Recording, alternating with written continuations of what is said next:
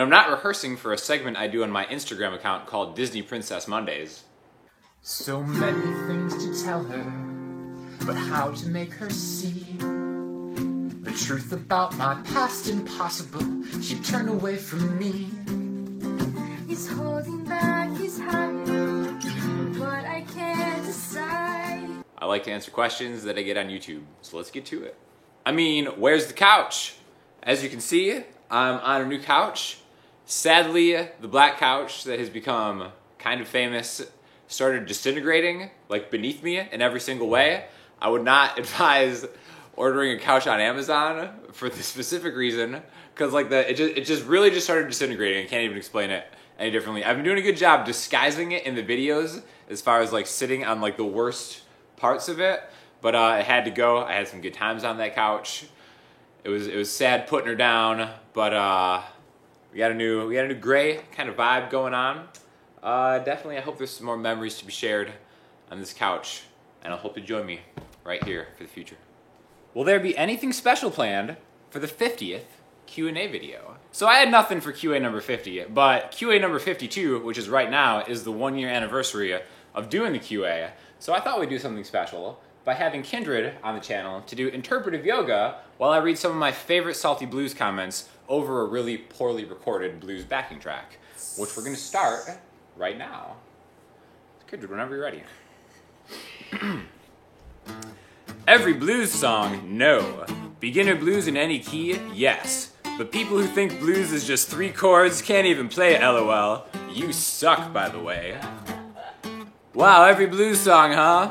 Talk about a false title. You gotta learn how to play the guitar before you teach you, dude. What a joke. Theory is for losers.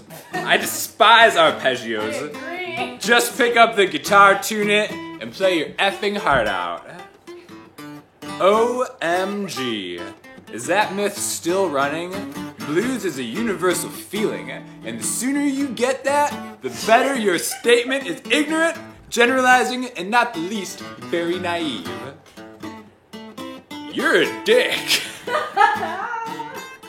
If there's one thing that can't be learned in a couple minutes, it's the blues. Play every blues song ever in 8 minutes, no comment. Which is a comment in and of itself, by the way. You don't play the blues, you don't feel it. When you start counting, you lost it. I'm a professional guitar player, by the way. Your videos are very helpful, your wit and intelligence quite apparent, but sheer quantity of speech delivered as if fueled by methamphetamine or like agent, somewhat distracting. Are you bipolar by chance? That's all we have. Anyways, you should totally go sub over to Kindred's channel, which I'm going to link you to Kindred's channel in the description if you haven't already gone. Because I'm going to be in some of those videos, maybe, if she's lucky, and there's going to be a lot of other stuff. A couple of them. So definitely go check her out. Reverb, in the amp or with the pedal? The ultimate question, I think right now I'm actually going towards amp reverb. I love the reverb on my Mesa 525. That being said, I've always been a huge fan of the Fender amp reverbs, even though I don't have a Fender amp anymore, which is kind of why I like the Electro Harmonix Holy Grail as a reverb, because it's got like a really nice spring reverb that I think sounds great, which the Cathedral pedal that I demoed last week also has that same thing in it. So I'm definitely a fan of like spring reverbs on guitars. That Empress reverb that me and Justin demoed a while back too is also amazing, but that alone is like the cost of an amp. So generally I kind of like amps reverbs better, but I mean there are some awesome pedals out there too, so it's really just kind of dependent upon your situation.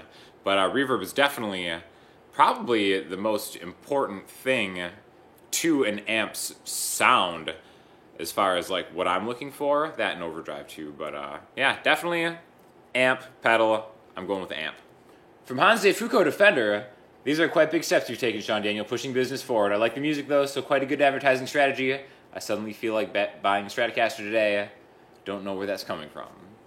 So generally, I don't do a lot of advertising on this channel, with the exception of Hans de Foucault's Men's Premium Hairstyling Paste, which actually I had my first dream about 2 nights ago. I had a dream that I was going into Ford's Theater the night that Abraham Lincoln was assassinated, and that like someone at like the front counter like made me check my wallet and my keys, but then they like replaced that with like some Hans de Foucault men's premium styling paste. So I was actually time traveling through history with my favorite sponsor, Hans de Foucault, which was definitely an interesting experience. I really didn't even end up staying for the assassination. I was so excited about the Hans de Foucault stuff. But I do kind of plan on possibly introducing some more interesting sponsors to the channel soon, so stay tuned.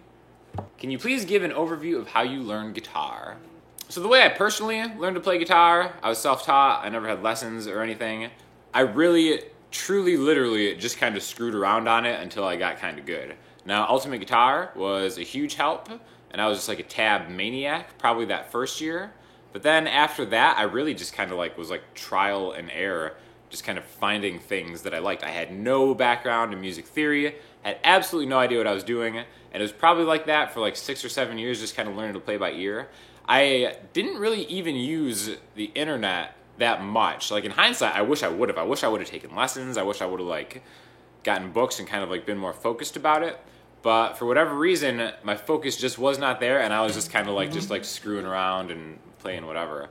Until maybe like 6 years ago, I started getting way more into like the theory behind it once I started taking it seriously. And even then, it wasn't like going one-on-one with other people. It was just really just kind of like learning the bits of music and kind of like how arpeggios like link up with chords and stuff like that. So ever since then, it's been like a big part of what I want to do to try to like share all that information and everything that I've learned, because I remember being so in the dark about it for such a long time, and it would be kind of frustrating, kind of getting to a certain plateau and not being able to get better, all because I didn't really have like a good understanding of how to play and how to learn. So I think a song-based approach to learning is really important, but the next step in that is seeing why the things in a certain song are working. Because again, when I first started, I was just like learning a lot of Hendrix songs, and I could kind of play them, but it was really just kind of pure muscle memory.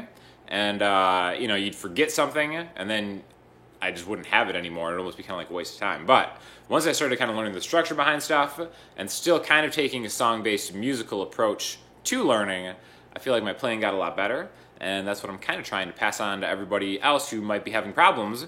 So definitely let me know if you have any suggestions on different kind of content that you want to keep seeing. Hi Sean, have you had any experience with guitar maintenance, such as how to set your action, soldering, etc.? So maintenance of any kind is something I would categorize under man skills, of which I have none. I have zero man skills at all. I'll be the first to admit I'm well-intending. I try hard. I was just never really taught how to do anything really as a kid, and now it's kind of coming back to bite me in my adult life. But I do want to start getting into like the maintenance and the soldering stuff, and because being able to do that is just such a huge thing. Like you don't want to have to rely on too many other people in life in general, in anything. So I'm going to try to make a real effort to start learning guitar maintenance and hopefully making some videos on those things. I know Justin, who's been on the channel, who has not been on the channel for a long time, mind you, because he's disappeared, he's gone MIA, I'm really worried about him. He's really good at all that stuff, so I'm going to try to pick his brain, get him on the channel, and hopefully start doing some more like guitar maintenance videos soon. You don't have a wah pedal? You're damn right I don't have a wah pedal. I remember actually a wah pedal was one of the first pedals I got, because it's like, yeah, you need to have a wah pedal, and then I'd get it, and I would just be like, what am I doing here? I have no idea. Like, more power to all the wah players out there. I'm not hating, it's just not for me. I tried it, I tried my hand at it, it was just kind of not happening. I kind of think that I put owning a wah pedal in with like the same reason that I've never worn a pair of jeans, just because at my heart I'm truly like a hipster contrarian. So not really digging the wah vibe. Again, not hating, but it's just not my style. So for listening homework this week, I'm going to link you to a track off the newer Mastodon album, which is actually pretty heavy and pretty rockin'. Even if it's not your cup of tea, so to speak, I would definitely try to give it a chance, because I think it's Mastodon's most accessible album to date. Definitely a super tight band, awesome guitar sound, tones, sounds, everything. Really cool band, so check it out. And if you have any questions, hit me up on Instagram, Twitter, the comments, or the website, and I'll talk to you soon. Thanks a lot.